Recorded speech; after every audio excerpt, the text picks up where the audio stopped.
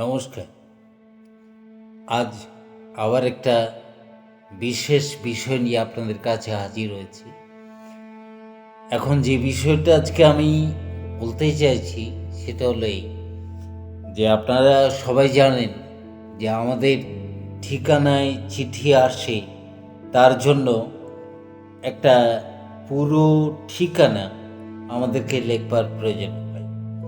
যেমন যদি আমার নামে কোনো চিঠি আসে, আপনার নামে কোনো চিঠি আসে, তাহলে সেই চিঠির উপর আমার বা আপনার সম্পূর্ণ ঠিকানা, যেটা টোটাল অ্যাড্রেস, সেটা লেখার প্রয়োজন হবে।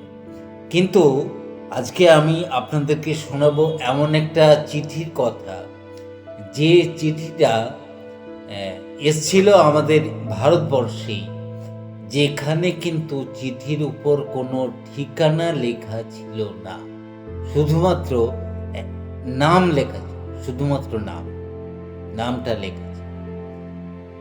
সেটা 1920 সালের 1 আগস্ট একটা চিঠি এসে পৌঁছেছিল।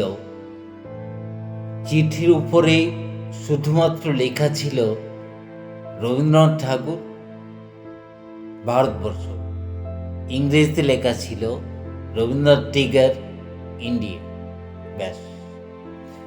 আর কোনো কিছু গ্রাম, পোস্ট অফিস, থানা, ডিস্ট্রিক্ট এসব কিচ্ছু না, শুধুমাত্র লেখা ছিল রবীন্দ্রনাথ টিগার, ইন্ডিয়া। ব্যাস, এটুকু। আর এই চিঠিটা লিখেছিলেন তৎকালীন ইংল্যান্ডের অন্যতম ইংরেজ জনপ্রিয় ইংরেজ কবি উইলফ্রেড আওয়েনের মা সুসান আওয়েন। কেননা উইলফ্রেড আওয়েন তখন মারা গেছে।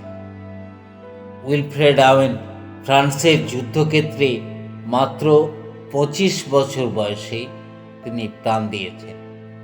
আর উইলফ্রেড আওয়েনের কাছে অত্যন্ত প্রিয় ছিল রবি ঠাকুর, এবং রবি ঠাকুরের গীতাঞ্জলি, যে গীতাঞ্জলির ইংরেজি অনুবাদ হয়েছিল পরবর্তীকালে, আপনারা জানেন সংস অফারিংস,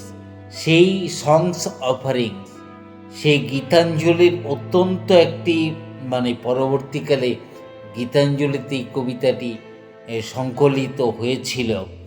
তো তার অত্যন্ত প্রিয় কবিতা ছিল যে যাবার দিনে এই কথাটি বলে যেন যাই, যা দেখেছি যা পেয়েছি তুলনা তার নাই।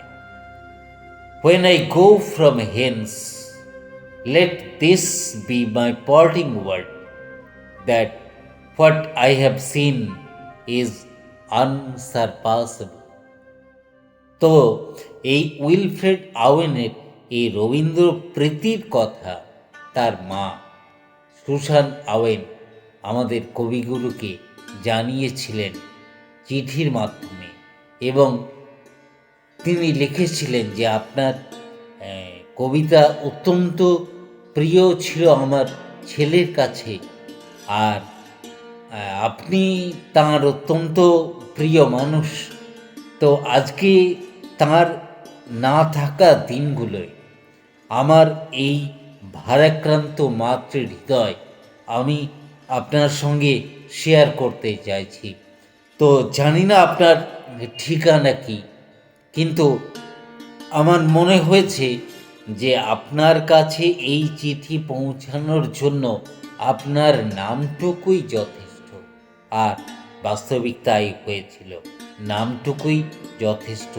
শুধুমাত্র লেখা ছিল রবীন্দ্রনাথ টিগার, ইন্ডিয়া। এইটুকুতেই চিঠি এসে পৌঁছেছিল 1920 সালের 1 আগস্ট। লিখেছিলেন সুসান আওয়েন, ইংরেজ কবি, যিনি ওয়ার পোয়েট নামে বিখ্যাত। সেই উইলফ্রেড আওয়েনের মা সুসান আওয়েন চিঠি লিখেছিলেন আমাদের অত্যন্ত গর্বের, অত্যন্ত অহংকারের, অত্যন্ত প্রিয় মানুষ রবীন্দ্রনাথ ঠাকুরকে, আমাদের গুরুদেব আমাদের কবিগুরুকে। এটুকুই আজ পর্যন্ত। ধন্যবাদ।